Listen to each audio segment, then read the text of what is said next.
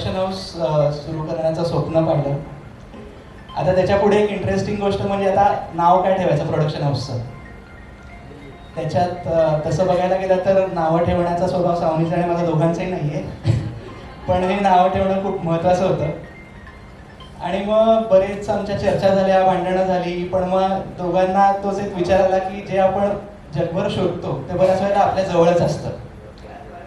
आणि सध्या जसे कपल्स त्यांचा शॉर्ट फॉर्म करून एक हॅशटॅग बनवतात, तर आम्ही म्हटलं तसं काहीतरी करून बघूया. तर सावनीमधला एस आणि आशिषमधला ए हा एकत्र आला आणि योगायोगाने सा हे उमटलं. आणि साची महती मी तुमच्यासारख्या कलाकारांसमोर सांगणं म्हणजे सूर्याला काजव्याचा प्रकार दाखवण्यासारखं आहे, तर मी त्या बंधात पडणार नाही.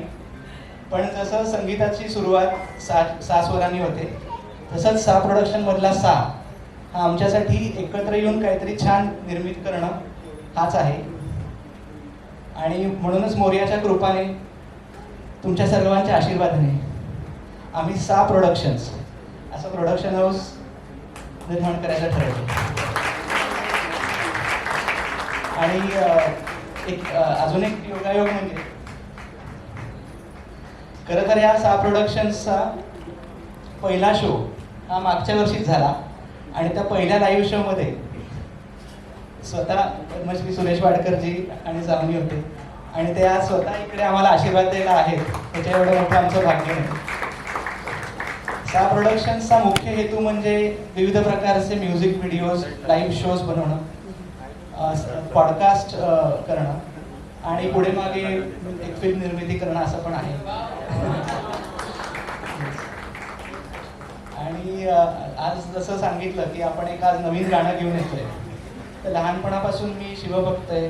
शिवाजी महाराजांचा इतिहास, त्यांची महती, त्यांची गाथा ही म्युझिक माध्यमातून नवीन पिढीपर्यंत पोहोचावी असं वाटतच होतं.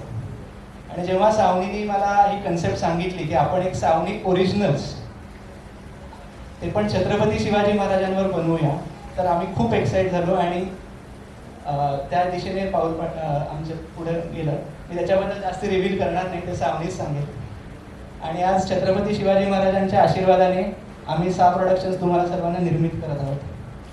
तर सा प्रोडक्शनला खूप खूप आशीर्वाद द्या, प्रेम द्या. Thank you so much. मला त्यांनी सांगितलेलं की मला सगळ्यांसमोर बोलण्याची फार सवय नाहीये, तर मी 1-2 वाक्यच बोलेन.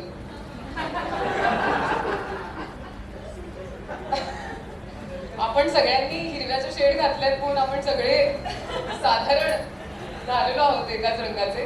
पण थँक्यू सो मच. आणि अर्थातच सा प्रोडक्शन्सला खूप शुभेच्छा. पण जसं आपण मगाशी म्हणालो की आपलं नवीन म्युझिक लेबल सुद्धा आपण काढलेलं आहे, तर सावनी तुझ्याकडून त्याच्याबद्दल ऐकायला आवडेल. आणि या व्यतिरिक्त आता तू अजून किती किती भूमिका करणार आहेस नेक्स्ट तुझ्या कार्यक्रमात? तू निवेदिका ठेवणार आहेस की निवेदन तूच करणार आहेस? मला तूच अशी आहे कॅमेरामध्ये फुटेज मला देण्यात आहे. येस. सगळ्यात आधी तुम्हाला सगळ्यांना प्रेमपूर्वक, आदरपूर्वक नमस्कार. हा क्षण माझ्यासाठी खरं तर स्वप्नवत आहे. माझे आई बाबा आज इथे उपस्थित आहेत, सासू सासरे आहेत, आशिष आहे, शार्वी आहे. त्या सगळ्यांच्या पाठिंब्यावर मी इथे उभी आहे. खरंच हा खूप इमोशनल क्षण आहे, कारण आता जेव्हा मी ही एव्ही बघत होते तेव्हा संपूर्ण प्रवास डोळ्यासमोरनं गेला आणि एकच गोष्ट आठवली आईबाबांनी सांगितलेली, कष्ट करत राहा, काम करत राहा, फळाची चिंता करू नकोस, ईश्वराला समर्पित करशील ते, आणि त्याला जेव्हा तुला त्याचं फळ द्यायचं आहे, आशीर्वाद द्यायचा, तेव्हा तो तुला देईलच.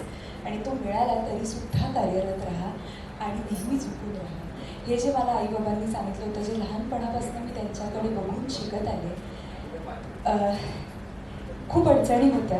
सावनी ओरिजिनल्स 18 गाणी म्हणजे आत्तासुद्धा मी बघितलं तेव्हा मला असं वाटलं, अरे एवढं काम घडलं आहे का आपल्याकडनं? कारण खरंच असं काही सिद्ध करण्यासाठी म्हणून केलं नाही, फक्त करत राहिले. पण सतत एक मात्र होतं की कोणीतरी संगीतकार कधीतरी मला गाणं देईल याची वाट न बघता ती ऑपॉर्च्युनिटी मी स्वतःसाठी क्रिएट केली. ते माझ्यासाठी जास्ती महत्त्वाचं वाटतं. आणि त्याला सगळ्यात मोठी साथ म्हणजे लाईफ पार्टनरशिप आहेच, पण ही जी पार्टनरशिप आहे त्यासाठी खरंच मी पूर्वपुण्य केलं असं मला वाटतं, ज्याचं फळ मला हे मिळालेलं आहे.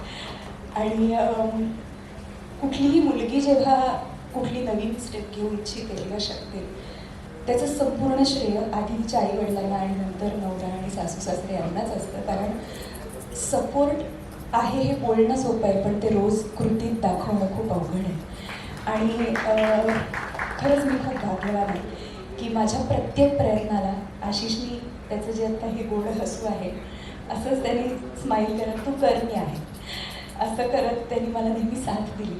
आणि जो फायनान्शियल सपोर्ट लागतो तोही वेळोवेळी दिला.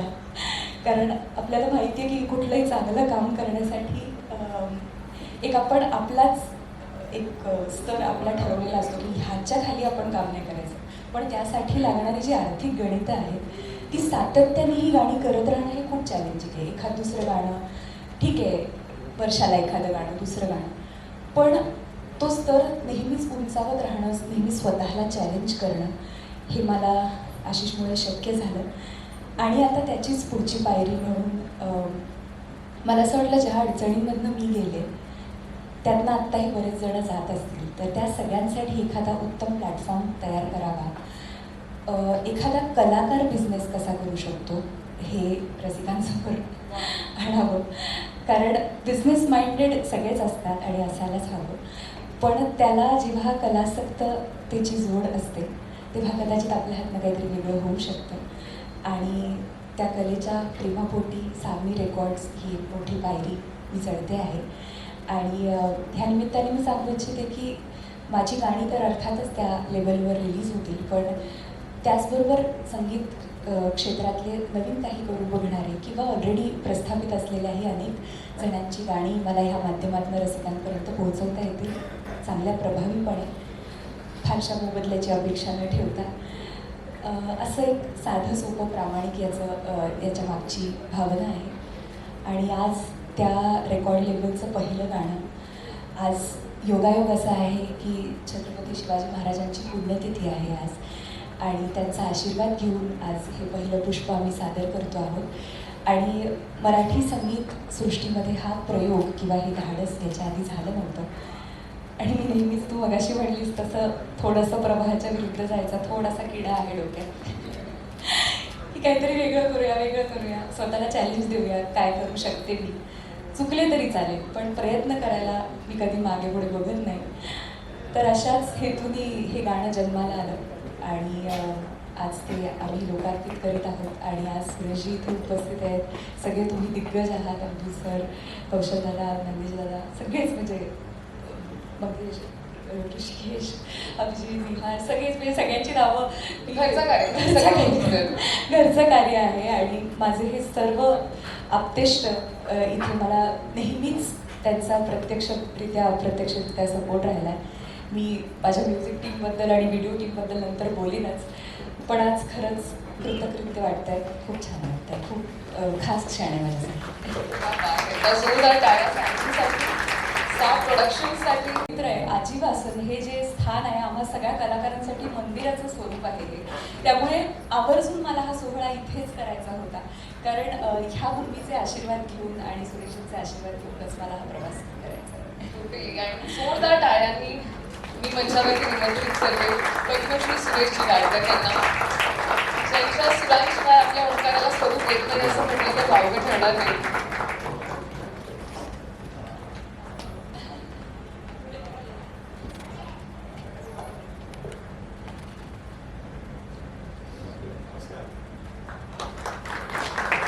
आणि मी सावनी आणि आशिष यांना विनंती करते की आपण सुरेशजींचा स्वागत सत्कार करूया.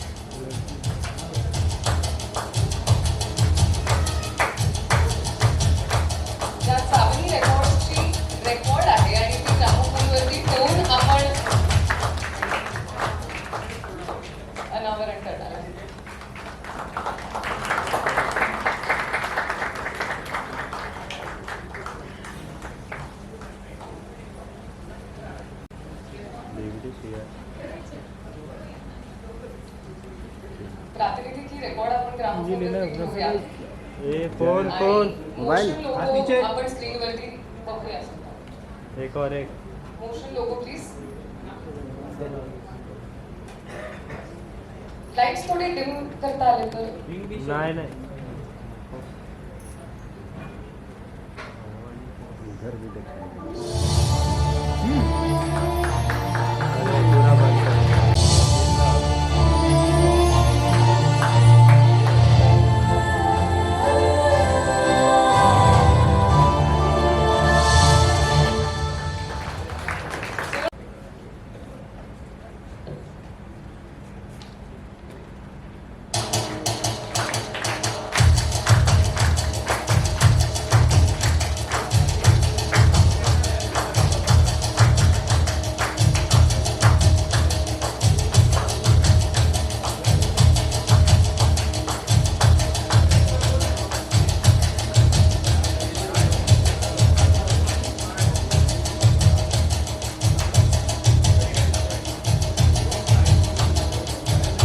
मला स्वप्नातही वाटलं नव्हतं. मला ती लावणी परफॉर्म करायची होती म्हणण्यापेक्षा सांगायची होती जास्ती. महाराजांची महती एक गायिका आणि नर्तिका म्हणून, नर्तिका हे सेकंडरी येतं त्यात, सांगायची होती. आणि आज इथे अनेक लावण्यवती उपस्थित आहेत. अनेकदा असं होतं की विविध मंचांवर त्यांना कला सादर करायला बोलवलं जातं आणि असे काही मंच असतात हे त्या शृंगारिक लावणी सादर केल्या जात नाही किंवा करू शकत नाही. तर असं मनात एक नेहमी खंत होती की नाही, असं एक गाणं बनलं पाहिजे जे आपण कुठेही सादर करू शकतो. आणि तोही एक ह्या मागचा विचार होता. आणि नंतर आपण लावण्यवतींकडनं ऐकूच की त्यांना कसं वाटलं. आणि आधी वैभव मला काही ॲड करायचं आहे मगाशी जे बोललात त्यात.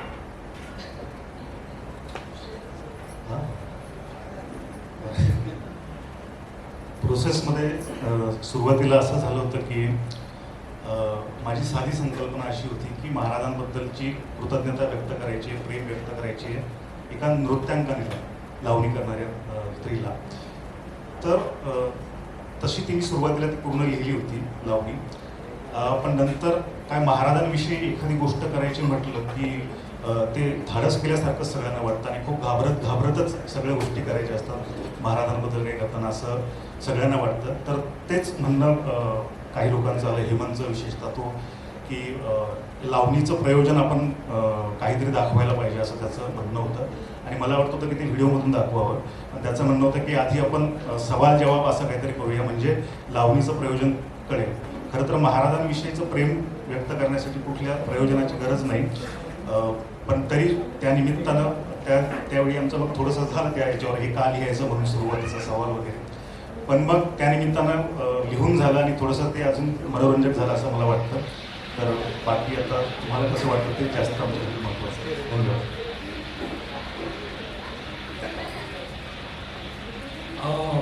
गाण्याविषयी मी काय सांगू म्हणजे जस्ट ऑलमोस्ट माझी फक्त पंचायत तिथे झाली की गाणं आल्यानंतर मांडायचं कसं. थोड्या दिवसापूर्वी व्हिडिओ आला होता. सो तो अजून एक डोक्यात असं झालं की आता हे कसं, म्हणजे मी बाहेर आलो घेऊन आणि दिग्दर्शक म्हणून नाव लावलं तर जे आता पोस्टर झालेले ते म्हणजे तो एक रेफरन्स होता. आणि महाराज शेवटला येण्याचं कारण तो व्हिडिओ पण ठरला की मला ते सोपं आणता आलं. आणि मग कसं आणायचं, कसं ते जपलं पाहिजे.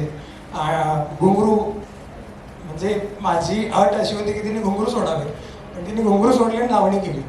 सो तिथे ते जिंकलं सगळं तिने. सो अशा कॉन्सेप्ट आम्ही अशा लॉजिकली कुठे काय कसं मॅनेज करता येईल ते केलं. आणि सवाल जेव्हा मोठा विषय होता की मीनवाईल हा तिसरा सब्जेक्ट आहे या गाण्याचा.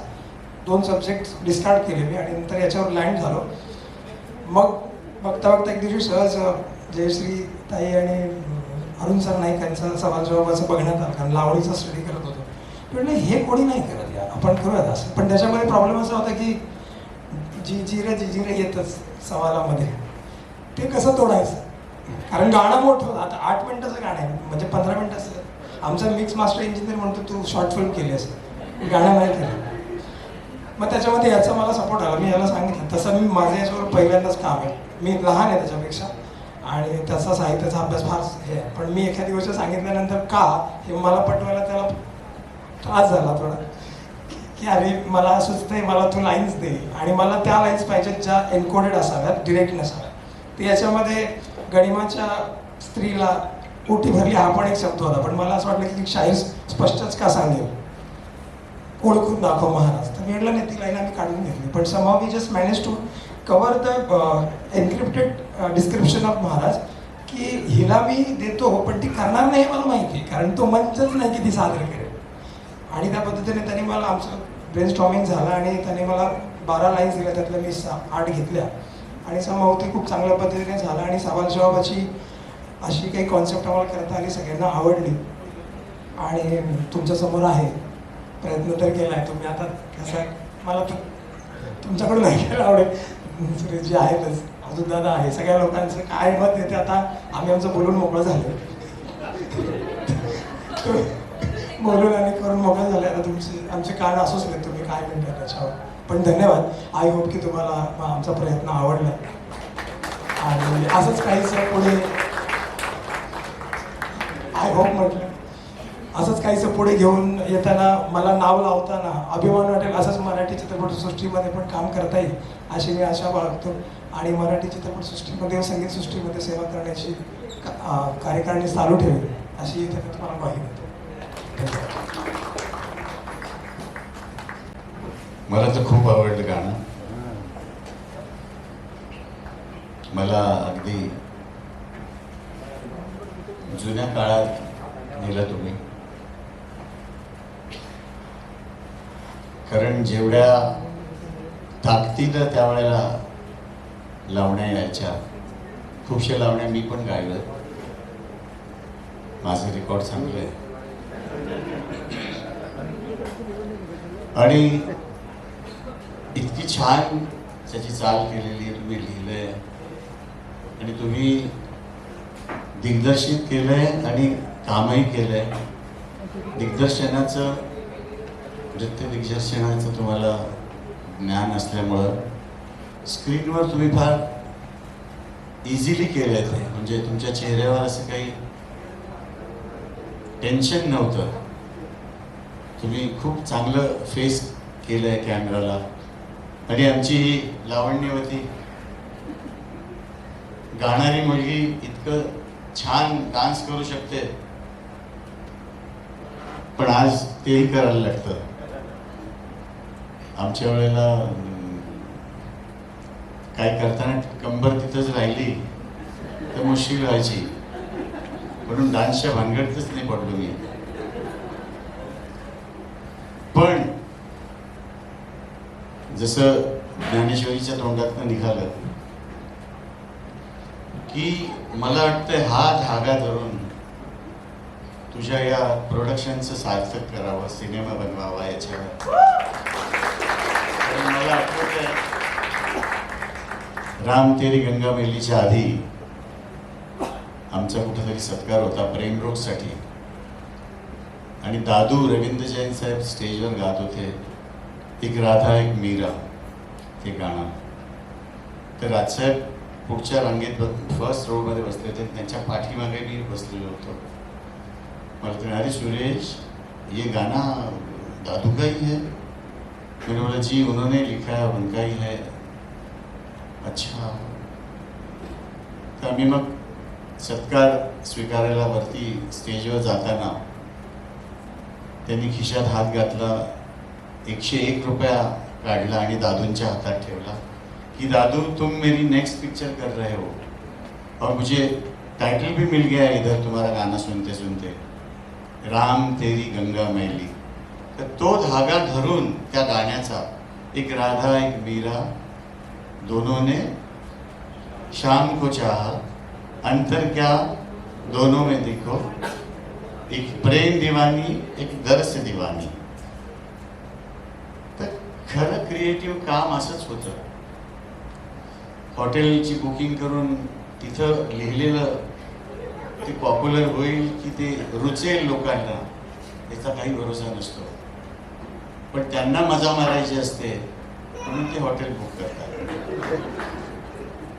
गाणं हे रेस्टरूममध्ये पण सुचतं किंवा एखादा विषय बघितला तर त्यामुळं चावणी तू अत्यंत चांगलं तू डान्सही करतेस, तशी आईबाबांनी एक सुंदर मुलगी या दुनियेत दिली आणि संगीताची विरासत तिला मिळालेली असल्यामुळं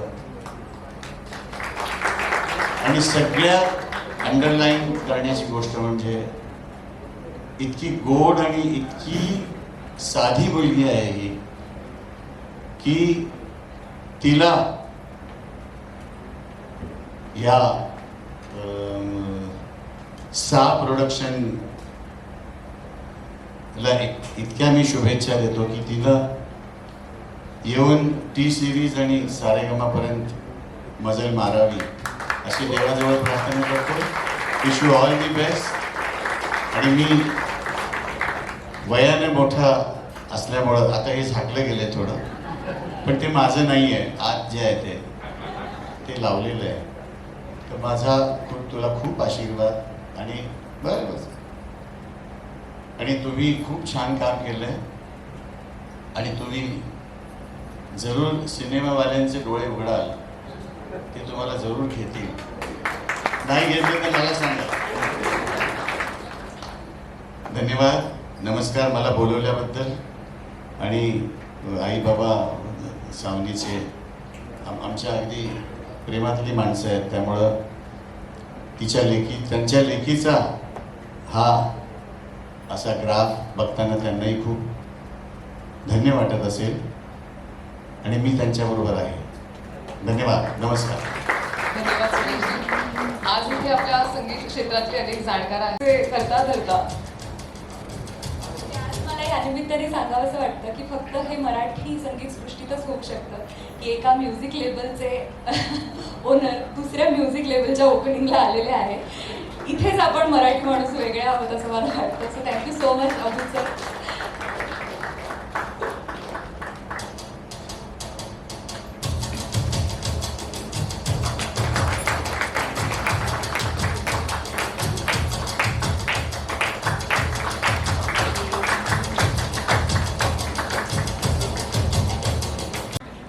सर्वांना नमस्कार. खरं सुरेशजी नंतर मी बोललो बरोबर नाही, पण आज सर्वांचं प्रतिनिधी म्हणून मला बोलायला सांगितलं आहे. माझ्या म्हणजे कौशलला सांगितलं असतं तर त्याचं छान बोललं असतं.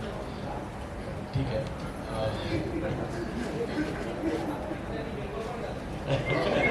हा तोच क्रायटेरिया. मी हिरो घातलाय म्हणून मला खूप सुंदर व्हिडिओ, खूप सुंदर गाणं, खूपच सगळं छान आहे. कुठल्या गोष्टींचं कौतुक करायचं सुचत नाही आहे.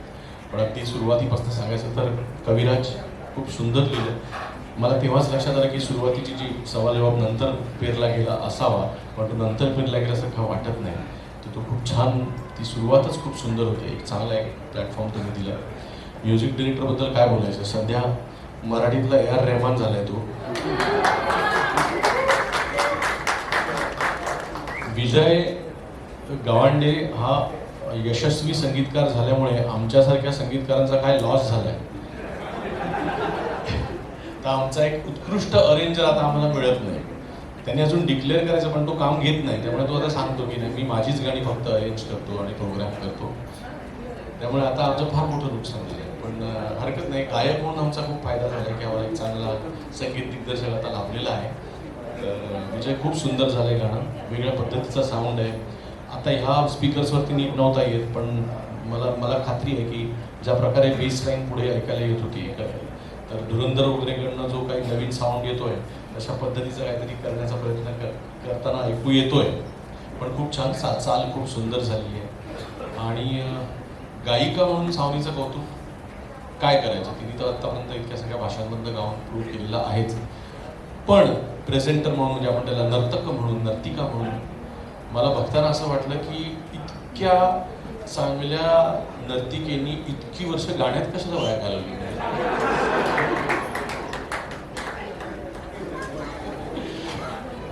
नाही, खूपच छान. आता सगळ्या महाराष्ट्राला प्रश्न पडेल की ही जास्त चांगली गायिका आहे का जास्त चांगली नर्तिका आहे. तर त्यामुळे हे कोडं अजून वाढवत ठेव. पुढच्या प्रत्येक तुझ्या गाण्यामध्ये तुला गावं लागणारच नाच करावा लागणारच आहे पुढच्या प्रत्येक गाण्यामध्ये, असं महाराष्ट्र तुझ्याकडनं अपेक्षा करणार. त्यामुळे मी जरी उद्या एकविरासाठी एखादं गाणं करायचं ठरवलं तरी सुद्धा सावधी रवींद्रला साईन करताना हा गाशील नक्की पण नाच पण करावं लागेल, अशाच ऑफर्स येण्याची शक्यता आहे. आणि पुन्हा एकदा नवीन प्रोडक्शन हाऊस आणि म्युझिक कंपनी काढल्याबद्दल अभिनंदन, कौतुक आणि ऑल द बेस्ट. फार मोठा भार असतो, कारण इंडिपेंडंट म्युझिक आणि रेकॉर्ड लेवल याच्यामधला फरक हाच आहे की आजपर्यंत तुझी गाणी तुझ्या यूट्यूब चॅनलवरती रिलीज केलीस ती इंडिपेंडंट आर्टिस्ट म्हणून केलीस. आता तुझं ज्या वेळेला लेबल आहे त्यावेळेला तू फक्त इंडिपेंडंट आर्टिस्ट राहत नाहीस, तर तुझ्यावरती जे डिपेंडंट आर्टिस्ट आहेत त्यांची तू एका प्रकारे मालकी घेतेस. आणि तो कारभार जो आहे हा लोकांसाठी करताना लोकशाहीनी चालवत त्याच्यामध्ये हुकुमशाही येणार नाही अशा पद्धतीने चालवण्याची गरज आहे आता रेकॉर्ड लेबल एखादा, तर ते तू करशील अशी माझी अपेक्षा आहे आणि त्यात शुभेच्छा. त्याचप्रमाणे सुरेशजींनी सांगितलेल्या गोष्टीनुसार तू लवकरात लवकर प्रोडक्शन हाऊसमधनं एक फिल्म देखील कर. आम्ही सगळे तुझ्या बरोबर आहोत. संगीत दिग्दर्शक लागला तर आहे, गायक पण आहे. सॉरी फक्त आपलंच कसं सांगायचं. आणि फायनली निर्माते अर्थात सावनी आणि आशिष दोघांचं कौतुक करताना मला एवढंच मी म्हणेन की मला कळत नाही की लकी कोण आहे, नवरा लकी आहे का बायको लकी, की अशी बायको मिळणे की जी एवढ्यामध्ये काय सांगितलं असतं की तिने मला खऱ्या अख्ख्या डायमंडचा अख्खा हार आणा एवढं बजेट दिसतंय मला, आहे की नाही. किंवा जाता जाता एखादी मर्सिडीज हे काय त्याला म्हणतो विकलाच नाही पण निदान इलेक्ट्रिक जी आली आहे ती वगैरे नाही ह्याचं बजेट. आणि गायलेलं गाणं त्याच गायक या गायिकांकडनं ठेवायचं, बदलायचं. आजकाल पांडा मोठा आहे. तर असं काहीही न मागता अय्याकडे मला ना एक आणा हिऱ्यांचा हार असं न सांगता मला ना अय्याकडे एक व्हिडिओ आणि गाणं करायचं आहे अशी असं म्हणणारी बायको लाभणे ही फार भाग्याची गोष्ट आहे. आणि पुन्हा एकदा बायकोचा असा हट्ट आल्यानंतर जाऊ दे ना त्याच्यापेक्षा 2-4 पैठण्या घेऊन टाकून विषय संपव असं न म्हणणारा नवरा आणि व्हिडिओ करायला देणारा इतका खर्च करणारा नवरा मिळणं ही देखील भाग्याची गोष्ट आहे. सो तुम्हाला दोघांचे खूप खूप कौतुक, अभिनंदन, धन्यवाद.